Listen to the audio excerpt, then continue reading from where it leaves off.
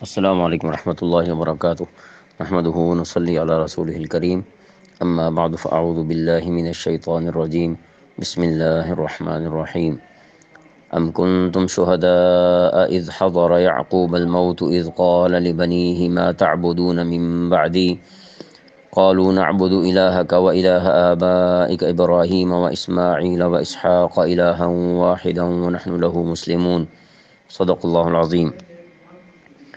آج ہم انشاءاللہ سورۃ البقرہ کی آیت نمبر 133 سے ابتدا کریں گے۔ ام کنتم، کیا تم تھے، شہداء، موجود، اذ حضر، جب آئی، یعقوب علیہ السلام کو، الموت، موت، اذ قال، جب اس نے کہا، لبنیہ، اپنے بیٹوں سے، ما، تم کس کی، تعبدون، عبادت کرو گے، من بعدی، میرے بعد، قالوا، انہوں نے کہا، نعبد، ہم عبادت کریں گے، الہک، تیرے معبود کی، و الہ آبائک، اور تیرے آبا کے معبود کی، ابراہیم و اسماعیل و اسحاق، ابراہیم، اسماعیل اور اسحاق علیہم السلام، الہن، معبود، واحدن، ایک، ونحن، اور ہم، لہو، اسی کے، مسلمون، فرما بردار ہیں۔ ام کنتم شہداء اذ حضر یعقوب الموت، کیا اس وقت تم خود موجود تھے جب یعقوب علیہ السلام کی موت کا وقت آیا تھا؟ یعنی آپ کو جب موت کی علامات اور آثار محسوس ہونے لگے تو کیا تم لوگ اس وقت موجود تھے؟ یہ بات جو ہے اس حوالے سے ہے کہ بعض یہودیوں نے کہا تھا کہ حضرت یعقوب علیہ السلام نے اپنے انتقال کے وقت اپنے بیٹوں کو وصیت کی تھی کہ وہ یہودیت کے دین پر رہیں۔ یہ آیت اس کا جواب ہے۔ اس آیت کو سورہ ال عمران کی آیت نمبر 65 کے ساتھ بھی ملا کر پڑھ لیا جائے تو مزید بات واضح ہو جائے گی۔ اذ قال لبنیہ ما تعبدون من بعدی، جب انہوں نے اپنے بیٹوں سے کہا تھا کہ تم میرے بعد کس کی عبادت کرو گے؟ قالوا نعبد الہک و الہ آبائک ابراہیم و اسماعیل و اسحاق الہ واحدا، ان سب نے کہا تھا کہ ہم اسی ایک خدا کی عبادت کریں گے جو آپ کا معبود ہے اور آپ کے باپ دادوں ابراہیم، اسماعیل اور اسحاق علیہم السلام کا معبود ہے۔ وَنَحْنُ لَهُ مُسْلِمُونَ، اور ہم صرف اسی کے فرما بردار ہیں۔ یہاں خطاب اہل کتاب سے ہے اور یہ ایسے استفہامی یا سوالیہ لہجہ جو ہے اس کے اندر ان کے لیے ایک ڈانٹ ہے، ایک زجر ہے۔ یعنی تم جو خرافات حضرت یعقوب علیہ السلام کی جانب منسوب کر رہے ہو، جو باتیں یہ کہہ رہے ہو کہ انہوں نے یہودیت کی طرف دعوت دی تھی، اس طرح کی باتیں جو بنا رہے ہو، تو تمہارا اس وقت وجود ہی کہاں تھا؟ صحیح واقعات تو وہ ہیں جو قرآن کریم بیان کر رہا ہے۔ اچھا، اس آیت مبارکہ سے یہ بات پتہ چلی ہے حضرت یعقوب علیہ السلام کی جب موت کا وقت قریب آیا تو اس وقت انہوں نے بیٹوں سے کیا کہا۔ اس سے یہ پتہ چلتا ہے کہ حضرات انبیاء علیہ السلام کو زندگی کی طرح اپنے آخر وقت میں بھی سب سے مقدم فکر دین ہی کی ہوئی ہے۔ یعنی دنیا میں بھی اسی بات کی فکر کہ اولاد کو آخرت کی فکر لگ جائے، اور اپنی رخصتی کے وقت بھی یہی فکر کہ میرے بعد میری اولاد کو آخرت کی فکر ہو۔ اب یہاں سے ہمیں یہ سبق مل جاتا ہے کہ ہمیں دنیا میں بھی اپنی اولاد کے دین کی فکر کرنی چاہیے، اور مرتے وقت بھی یہی فکر ہمیں بھی کرنی چاہیے۔ یہ بات ہمیں یہاں سے پتہ چلتی ہے۔ آیت نمبر 134، تلک امۃ قد خلت، تلک امۃ، یہ امت ہے، قد خلت، تحقیق گزر گئی، الہا، اس کے لیے، ما کسبت، جو اس نے کمایا، ولکم، اور تمہارے لیے، ما کسبتم، جو تم نے کمایا، ولا تسألون، اور تم سے نہ پوچھا جائے گا، اما کانوا، اس کے بارے میں جو وہ یعملون، کیا کرتے تھے۔ تلک امۃ قد خلت، وہ ایک امت تھی جو گزر گئی، لہا ما کسبت ولکم ما کسبتم، جو کچھ انہوں نے کمایا وہ ان کا ہے، اور جو کچھ تم نے کمایا وہ تمہارا ہے۔ ولا تسألون عما كانوا يعملون، اور تم سے یہ نہیں پوچھا جائے گا کہ وہ کیا عمل کرتے تھے۔ ان کے کمالات، یعنی ان کے کمالات اور ان کے فضائل بھی ان کے ساتھ گزر چکے۔ تلک امت سے مراد یہاں اجداد یہود ہیں، یعنی یہود کے آباء و اجداد، جن کا شمار جماعت انبیاء علیہ السلام میں ہے۔ خطاب تو یہاں یہود سے ہے جو اپنے آبائی اور نسلی عظمت اور پیغمبروں کا ان کی طرف زیادہ تعداد میں بھیجا جانا، اس کا فخر، ان چیزوں کے میں وہ بہت زیادہ تفاخر سے کام لیتے تھے۔ تو ان کو بتا دیا کہ بلا سعی، یعنی کوشش کے بغیر، عمل کی کوشش کے بغیر، محض بزرگوں کی، بڑوں کی نسبت سے فائدہ جو ہے وہ نہیں اٹھایا جا سکے گا۔ اگر بزرگوں کی طرف تمہاری نسبت ہے کہ تمہارے آباء و اجداد میں انبیاء علیہ السلام تشریف لائے، تو جب تم نے پیروی نہیں کی تو پھر اس خالی نسبت کا تمہیں فائدہ نہیں ہوگا۔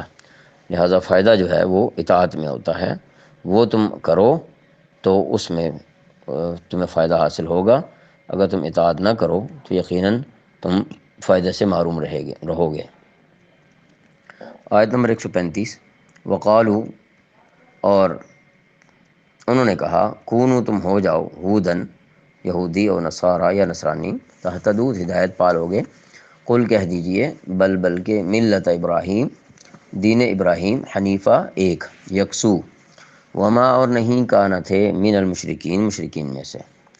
وقالو کونو ہودن او نصارا، اور یہ کہتے ہیں، یعنی یہ یہودی اور عیسائی مسلمانوں کو کہتے ہیں کہ تم یہودی یا عیسائی ہو جاؤ تو راہ راست پر آ جاؤ گے۔ اب عجیب بات ہے کہ قرآن مجید کی صاف اور سیدھی تعلیمات ماننے کے باوجود بجائے ماننے کے الٹا مسلمانوں کو یہودیت اور نصرانیت کی دعوت دیتے تھے۔ تو ساری امت اسلامیہ کی طرف سے ان لوگوں کے جواب میں فرمایا، یعنی ان لوگوں کو گویا کہ جواب دیا گیا کہ اے ہمارے پیغمبر صلی اللہ علیہ وسلم، آپ ان سے فرما دیجئے، سب کی طرف سے، یعنی آپ کا فرمانا امت کے لیے ایک پیغام ہے کہ امت کو بھی اگر کسی جگہ، کسی دور میں، کسی مقام پر یہ دعوت دی جائے کہ تم یہودی یا عیسائی ہو جاؤ، تو ان کی بات جب وہ نہیں مانی جا سکے گی، اس لیے کہ انہیں تو الٹا یہ کہا گیا تھا کہ آمنو بما انزلت مصدقا لما معکم، لیکن انہوں نے اس بات کو تسلیم نہیں کیا۔ یہ بھی کہتے تھے ہم اپنی آسمانی کتابوں پر عمل کرتے ہیں، اور ان میں نبی علیہ الصلوۃ والسلام کی تشریف آوری کا لکھا ہوا تھا، نشانیاں بھی پاتے تھے، علامات بھی پاتے تھے، اس کے باوجود وہ بھی نہیں ماننا، الٹا جو ہے نا وہ یہ کہتے کہ تم یہودی یا عیسائی ہو جاؤ۔ تو نبی علیہ الصلوۃ والسلام کے ذریعے سے یہ جواب دلوا کر ہمیں یہ راستہ دکھایا ہے کہ ان کی بات ماننے والی نہیں ہے، بلکہ حضرت ابراہیم علیہ السلام کا کی جو پیروی ہے، جس کے وہ بھی دعوے دار ہیں، جہاں یہود ہوں، عیسائی ہوں یا مشرکین ہوں، سب کے سب ان کو اپنا بڑا پیشوا تسلیم کرتے ہیں۔ تو انہی کے دین کی پیروی جب وہ سب کریں، اور وہ دین توحید ہے، اور وہ بالکل ایک ہی طرف، دین توحید کی طرف لگے ہوئے تھے۔ تو فرمایا، قل بل ملت ابراہیم حنیفہ، کہہ دیجئے کہ نہیں، بلکہ ابراہیم علیہ السلام کے دین کی پیروی کریں گے، یعنی ہم تو ابراہیم علیہ السلام کے دین کی پیروی کریں گے جو ٹھیک ٹھیک سیدھی راہ پر تھے۔ وما کان من المشرکین، اور وہ ان لوگوں میں سے نہ تھے جو اللہ تعالیٰ کے ساتھ کسی کو شریک ٹھہراتے ہیں۔ یعنی تمہارے اسلاف، تمہارے بڑوں کا راستہ بھی توحید پرستی ہے، اس لیے شرک کا راستہ تمہارا اپنا اختیار کردہ ہے، تمہارے بڑوں کا نہیں ہے۔ آیت نمبر 136، قولوا، آپ فرما دیجئے، آمنا، ہم ایمان لائے، باللہ، اللہ تعالیٰ پر، وما انزل، اور جو نازل کیا گیا، الینا، ہماری طرف، وما انزل، اور جو نازل کیا گیا، الی ابراہیم و اسماعیل و اسحاق و یعقوب والاسباط، اور جو نازل کیا گیا، الی، طرف، آگے اسماء گرامی ہیں انبیاء علیہ السلام کے، اور اسباط جو ہے سبط کا معنی ہوتا ہے اولاد، اولاد، اور آگے ان کی اولاد ہے، اس پر اطلاق ہوتا ہے سبط کا۔ یعنی آپ لغت میں یہ بات بھی پتہ چلتی ہے کہ پوتوں اور نواسوں دونوں کے لیے سبط کا لفظ استعمال ہوتا ہے، جس کی جمع الاسباط ہے۔ وما، اور جو اوتیا، دیا گیا، موسیٰ علیہ السلام کو، و عیسیٰ، اور عیسیٰ علیہ السلام کو، وما اوتیا، اور جو دیا گیا، النبیون، نبیوں کو، من ربہم، ان کے رب کی طرف سے، لا نفرق، ہم فرق نہیں کرتے، بین احد، کسی ایک کے درمیان، من رسول، منہم، ان میں سے، ونحن لہ، اور ہم اسی کے، مسلمون، فرما بردار ہیں۔ قولوا آمنا باللہ وما انزل الینا، ابھی مسلمانوں کو خطاب ہے جمع کے ساتھ، قولوا، مسلمانوں کہہ دو کہ ہم اللہ پر ایمان لائے ہیں، اور اس کلام پر بھی جو ہم پر اتارا گیا، وما انزل الی ابراہیم و اسماعیل و اسحاق و یعقوب والاسباط، اور اس پر بھی جو ابراہیم علیہ السلام، اسماعیل علیہ السلام، اسحاق علیہ السلام، یعقوب علیہ السلام، اور ان کی اولاد پر اتارا گیا۔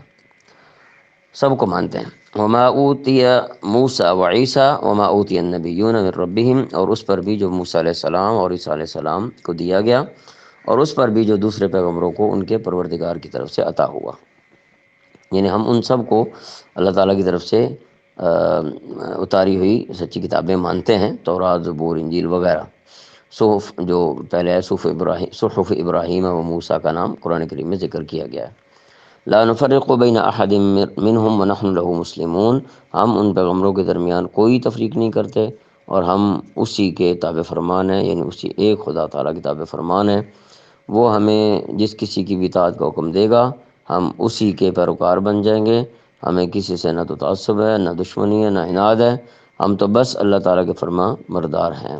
بس یہی وہ صحیح راستہ ہے جسے اختیار کرنے کی ضرورت ہے، خواہ وہ یہود ہوں یا نصارہ ہوں یا مشرکین ہوں، اس کے بغیر کامیابی نہیں ہے۔ اللہ تعالیٰ عمل کی توفیق۔